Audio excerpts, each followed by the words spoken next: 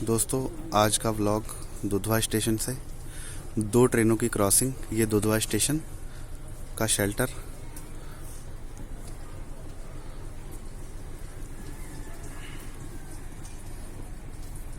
ये सामने दुधवा स्टेशन का बोर्ड।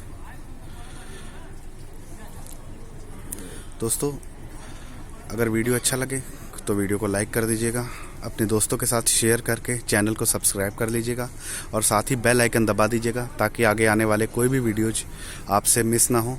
दोस्तों हमारी दूसरी ट्रेन आती हुई। दोस्तों आज कोहरा बहुत ज़्यादा है इसलिए वीडियो साफ नहीं आ रही है। दोस्तों ये वीडियो आपको कैसी लगी कमेंट सेक्शन में ज़रूर बताइएगा।